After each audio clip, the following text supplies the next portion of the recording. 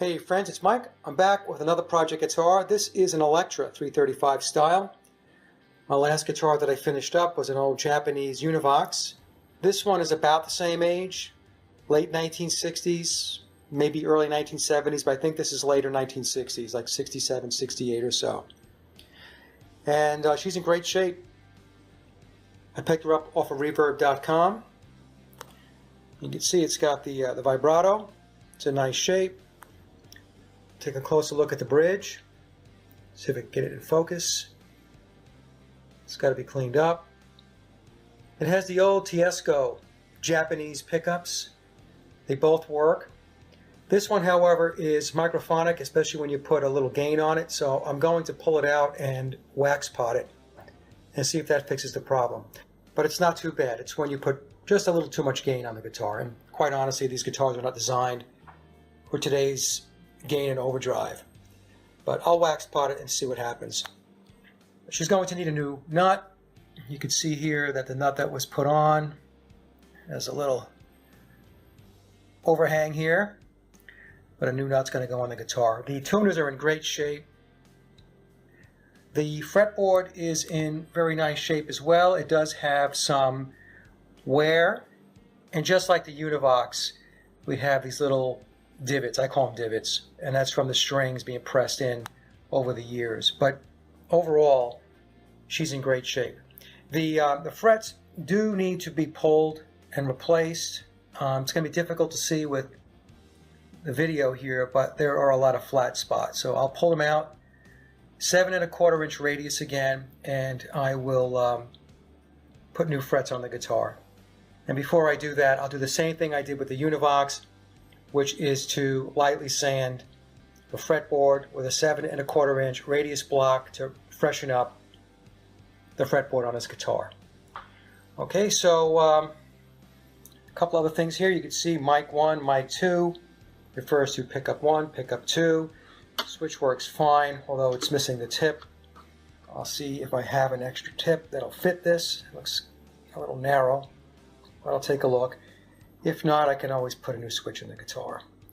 Other than that, the pots move nicely. No rubbing or anything like that. I will spray the pots down with deoxit to get rid of any oxidation, which I'm sure exists because of the age of the guitar, which is around 50 plus years old. Okay, so let me flip her over. Let's see what we have. The headstock looks very good. Original tuners. The neck's in fine shape. Plate's in nice shape. Got a couple of little chips and dings here, which is to be expected with a guitar this old. One here. But other than that, she's in really nice shape for her age. Okay, so this will be the next project. It'll take me a few weeks. I've got some other stuff in the queue that I have to get done. But when she's finished, she's going to look real good. Okay, so I'll keep you guys abreast of the progress with additional videos. You guys have a great afternoon, and we'll be talking soon.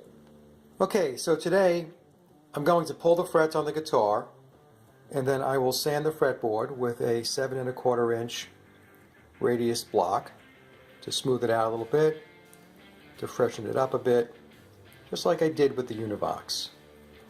Also, I removed the nut, and we're going to be putting a new nut on the guitar. There it is.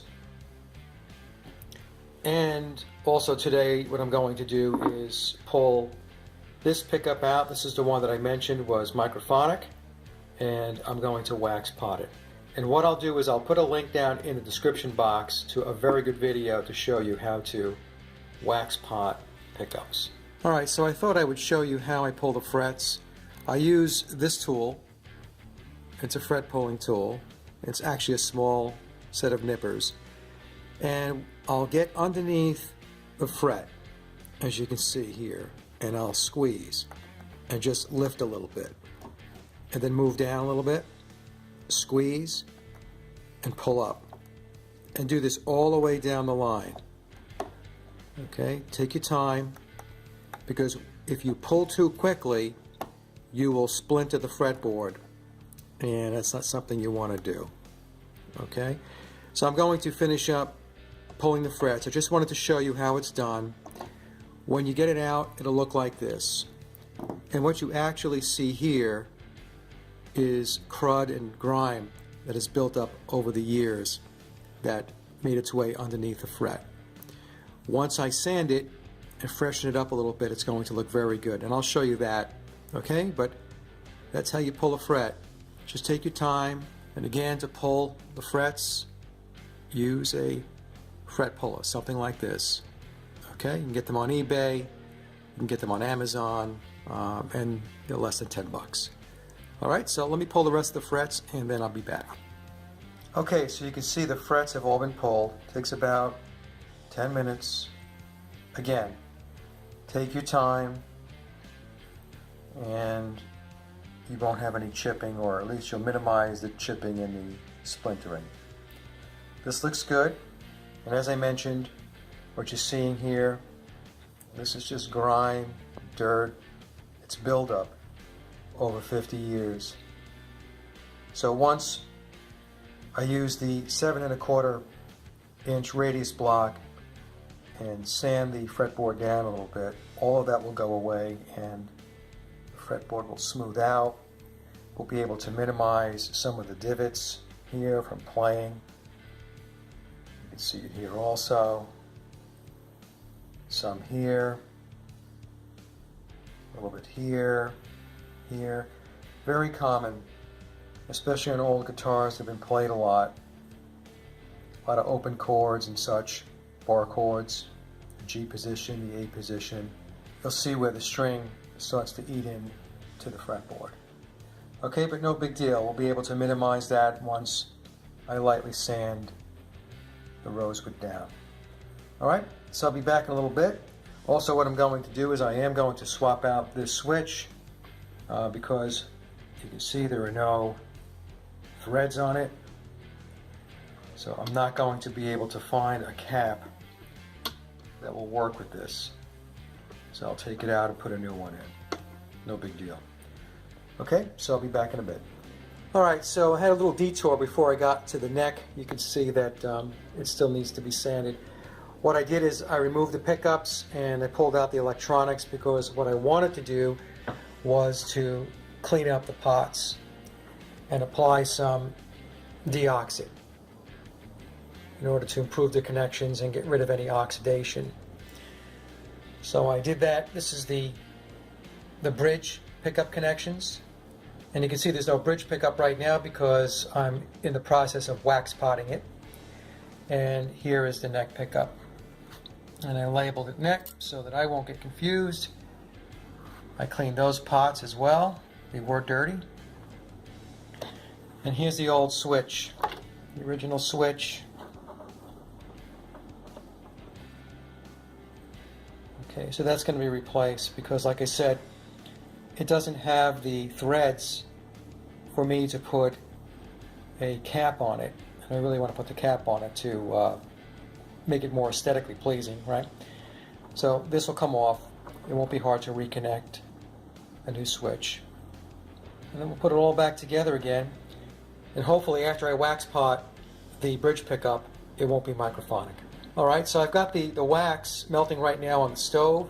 And again, to see how it's done, I will leave a link below from another channel that does a great job of explaining how it's done. And that's exactly the way I'm going to do it. All right, so I'll be back in a little bit and we'll take a look at the progress. Okay, so the wiring you can see is out of the guitar, and that's because I had to pull this pickup out. This is the bridge pickup, and I had to wax pot it, and I did that. And I tested her out already, and she sounds great. So the wax potting worked. This is where I spliced it. And when I splice, I use liquid tape, just in case anybody was wondering how that was done. Alrighty? So I'm going to start putting it together, putting the pickups back in. Before I do that, I want to show you a couple of things that I did. You can see here that I put some reinforcement underneath the pickup cavity. And what I did was, I have these high-quality ice cream sticks. And what I'll do every once in a while with these Japanese guitars, which have a very, very thin body, you can see here, I will glue in using tight bond glue one of these sticks. What this allows me to do is, when I put the pickups back in, I screw the rings in, it will screw into something other than the body. Because the body is so thin, if the hole gets a little too big, you won't be able to tighten down the pickup ring properly. The screw won't tighten, it'll just kind of spin on you. Okay, so that prevents that from happening. So I did it here, underneath here. You can see I did it here. I did it here. And I also put a piece here. What I also do is the holes, the original pickup holes, I will fill with Titebond, and I'll wait several hours, and when Titebond cures, it hardens like a rock, so we're good to go. All right, the original wiring is fine. Here are the pots, and what I did with the pots, see if I can get better light so you can see them, I sprayed them down with deoxit. And after I sprayed the pots down, I tested them like I said before, because I had to check the pickups. Everything was fine. There was no crackling, any popping, or any of that stuff. I also swapped out the toggle switch. This is a brand new one. The other one worked fine, but the threads on the switch itself, on the toggle, were pretty worn and beat up, and I wasn't able to get a cap on it, so I just decided to put a new switch in. But this is the original plate. All right, so I'm going to start putting it together, and then I will eventually get to the fretboard. The frets came in. Again, you can see 7 1/4 inch Philadelphia luthier. I'll put the link down below in the description box. And so I'll get that going after I put her back together electronically. Okay, so stay tuned and I'll be back. Hey everybody, it's been a couple of weeks, so I'm not really sure where I left off with the last segment, but all the electronics I put back in the guitar. These are new knobs, a new 3-way switch. I wax potted the bridge pickup. That sounds great. I did check that out. I have the pickups right now just taped in place. I'm not going to fasten them to the body yet until I have everything lined up with the tailpiece, the bridge, and so on. Okay? So today's job is going to be to refresh the fretboard by lightly sanding it with a 7 1/4 inch radius block, as I did in my Univox video. So if you're interested to see what I did there, you can just take a look at that video. All right, so I'm going to get started with that now, and as soon as I'm done, I'll be back. Okay, so I'm done sanding. I started with 150, then I went to 320, and I finished up with 800. Okay, so I haven't wiped the fretboard yet because I want to show you a couple of things. You can see where there are some darker spots, a little flattened areas, because way back when this guitar was made in the late 1960s, the machining in order to get the radius on the fretboard isn't like the technology we have today. So what you'll see here, this is a flat area on the fretboard. Okay? And you can even see some of the old markings from the previous frets. The same thing up here. This was flattened. Okay, and then you can see when I used the radius block how it sanded the sides here and here, and this would give us a better radius. So what you're seeing here are flat spots from the original fretboard, and it's not because of playing, it's because of the way the fretboard was made 50 years ago. Now here you'll see some darker spots, like right here, right here. That's from playing. So here we have the 2nd or 3rd string. This is from the string constantly being pushed down into the fretboard. Same here. Okay? But I did minimize because there were some more here, and those are gone because of the light sanding. Also up here by the where you play your G chord and your A chord, the same thing. Okay, so little spots like this, it's not a big deal. Don't worry about it. When you press the frets in or hammer them in, it won't be a problem. Okay? Now I will be gluing the frets in, so just like I did with the Univox, there'll be a spot of glue here, here, and in the center. And then when you hammer the frets in, make sure you hammer side, side, middle, side, side, middle. Because what happens is when you do that is you're pushing this in, you're pushing this in, and then when you hammer the center of the fret, it's pushing the tangs out, and that's what's going to help lock the fret in place in the fret slot. All right, so I'm going to start putting the frets in now, and I'll be back as soon as I've got them in. Okay, so the frets are all done, they're in. They haven't been leveled or dressed yet. so the edges are still very sharp, but we'll take care of that. And the fretboard has no oil on it yet, so when I get done leveling the frets and dressing the frets, then I'll put the oil on, and spots like this where it's darker will go away because the oil will soak in and everything will be uniform. Okay, so that's it for today. Within the next couple of days I will level the frets and dress them, and I'll catch up with you then. Okay, so have a great day.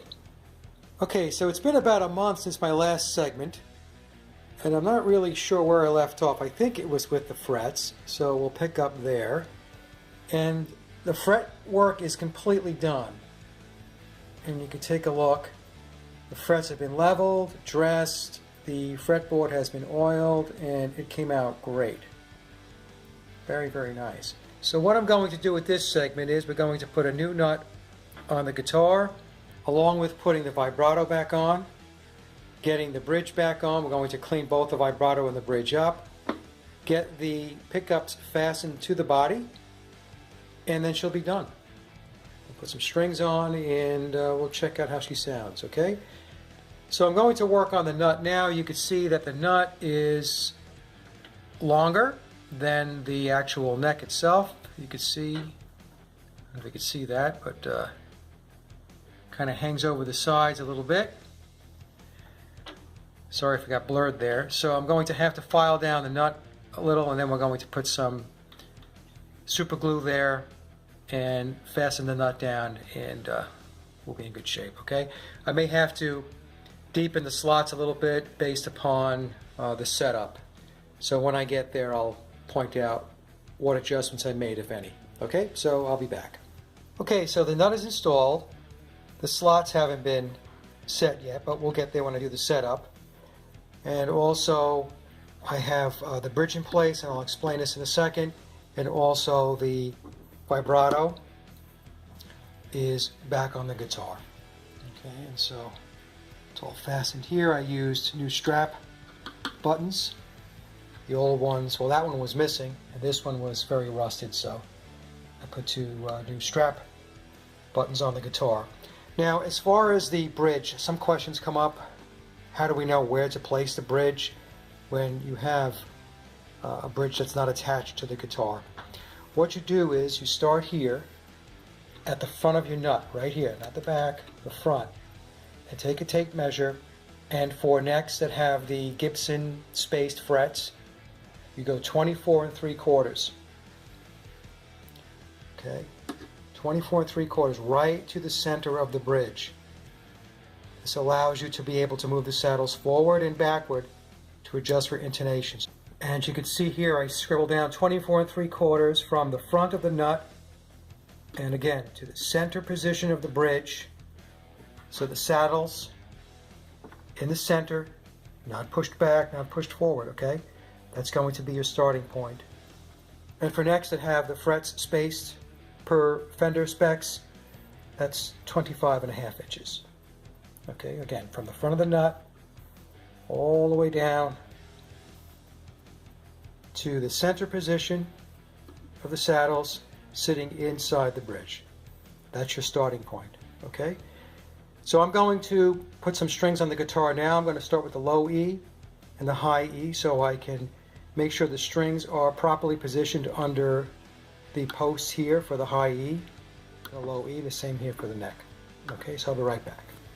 Okay, so you can see what I did here. I ran the low E and the high E so that I can take a look and see where the strings land relative to the posts or the poles on the pickup. So the neck pickup looks pretty good.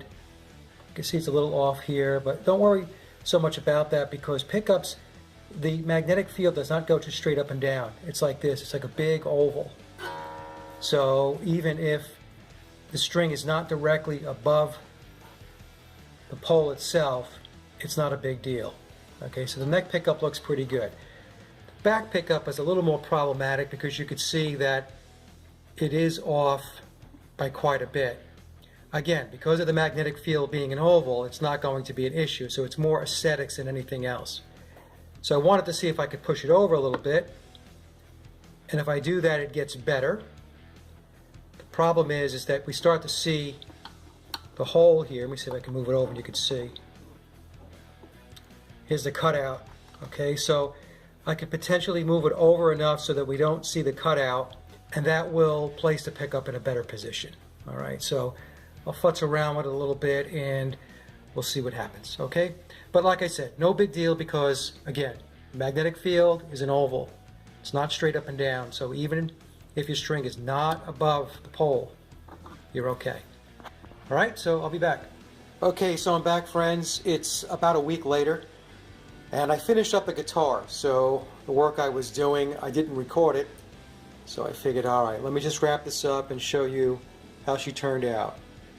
Okay, so again, a late 1960s, maybe early 1970s Electra 335 style guitar, and mostly all original parts. So what's not original is I had to swap out the switch here because the old switch was a little faulty. Okay, everything else, well, the knobs are new. So I took the old knobs off. They were big and bulky, and I thought that these made the guitar look better aesthetically, so I went with these. I still have the old ones, but I went with these. New frets,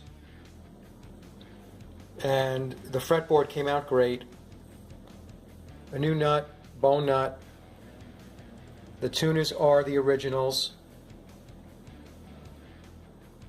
Now the one thing I had to do in the beginning of this video, I said that I had to wax pot the bridge pickup because when I plugged it in, it was microphonic. A little bit of gain, and she was really making a lot of noise. The neck pickup at the time wasn't doing that, but for some reason when I got her all wired up, I plugged in the guitar, applied a little gain, and I was getting some feedback and noise from this pickup as well. So I also wax potted the neck pickup. So both pickups now are wax potted and all of the noise went away. And in the description box below, there will be a link to how to wax pot pickups. It's actually very, very easy. It's not difficult at all. Okay, so that's it. She's looking good. Everything has been cleaned up. You can see I cleaned up the bridge. We cleaned up the vibrato. I used McGuire's compound on the guitar to really bring out the shine and to eliminate the fine scratches. And that's it. She's done. Okay, so you could pick these guitars up on eBay or Reverb.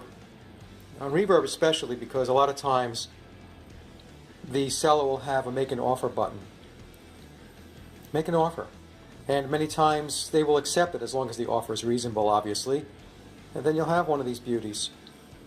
Okay, so I really love the vintage guitars. There's a lot of personality to them, much more so than the stuff that we buy today. Today it's just all cookie cutter, like you go to Guitar Center or Sam Ash. To be honest with you, it does nothing for me. So that's why I really enjoy the vintage guitars. Okay, so that's it. The comment section is open. Feel free to comment, and over and out.